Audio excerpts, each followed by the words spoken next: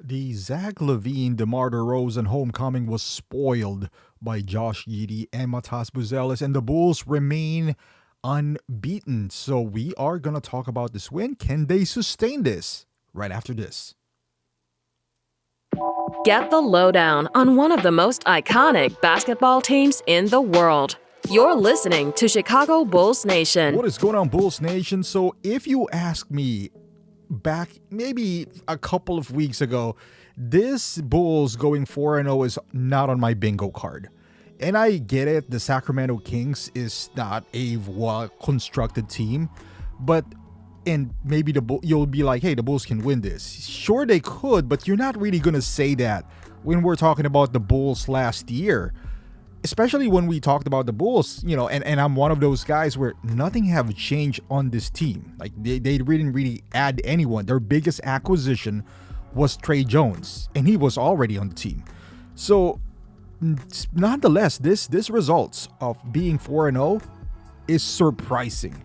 You can ask anyone, even the diehard Bulls fan. I don't think they're going to anticipate that the Bulls are going to go 4-0. Now, the quality of competition, you can make an argument, but like I said, you got to be fair with the Bulls.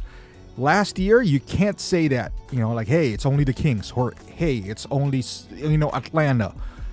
Atlanta is a good team. I think Orlando and the Pistons are a good team. So let's give credit where credit is due. The Bulls are playing hot right now. They are playing the best basketball that I've seen them play, since the formation of AK, with Lonzo Ball healthy and all that guys. And it's very exciting. If you watch the game, yes, Matas and Josh Giddey led the way, and rightfully so. I gotta give them their flowers. Matas with 27 points. He really took advantage of DeMar DeRozan guarding him. And also Josh Giddey did he get a triple-double? No, I think he almost got a triple-double. He was a couple of rebounds short, but phenomenal game. 20 points, 12 assists, and 8 rebounds. And this is a great stat. Plus 24. I'm gonna give where credit is due. Josh Giddey is playing well within the system. He's defending well as well. He's not a liability. The defense is very snappy within this team. And if you look at the Sacramento Kings, DeMar and their starters played a pretty good game. Outside of Dennis Schroeder, Zach Lavine 30 points, DeMar DeRozan 19, and Domas with 18. But that's we've seen that song and dance with Chicago. They would get their numbers, but it was almost like empty calories. Unlike right now how the Bulls are playing, because they are setting up the tempo. You can see they want to push the ball. They want to rotate the ball. It doesn't stick in somebody's hands.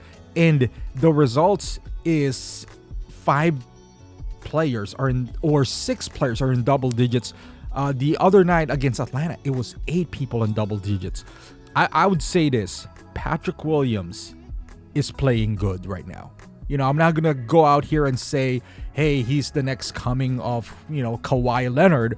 But, hey, again, we got to give credit. He's being consistent. He's being aggressive, sometimes too aggressive within the 3. But defending the basketball, he's always been a pretty good defender. But last year, it feels like that kind of went away. But this year, he's shooting the 3 with a lot more confidence. I think he's driving to the rim.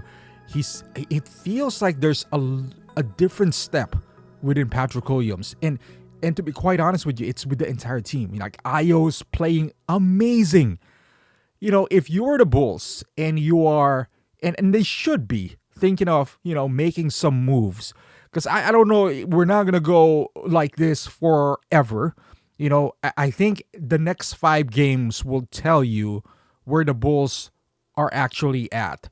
Like I said, I'm going to give them credit. 4-0 is 4-0. Like, the competition is not trash within that 4-0 series.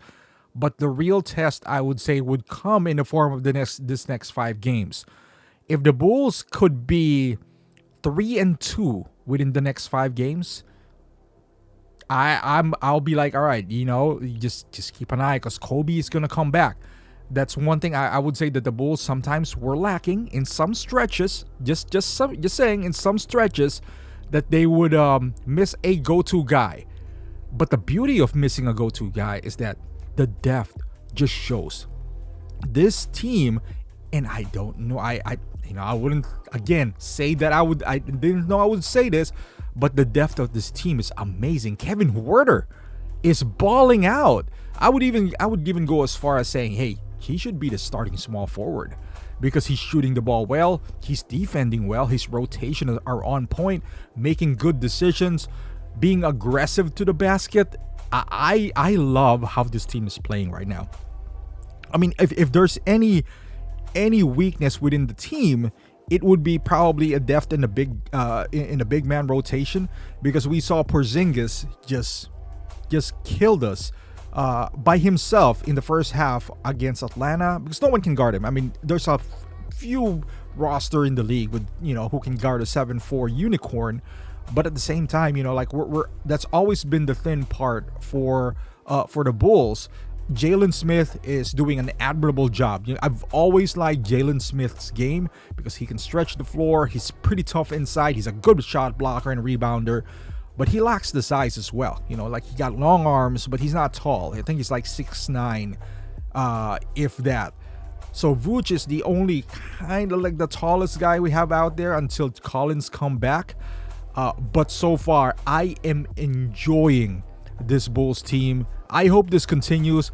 Big game on Friday against the Knicks. I'm looking forward to that. That is a big test for the Bulls.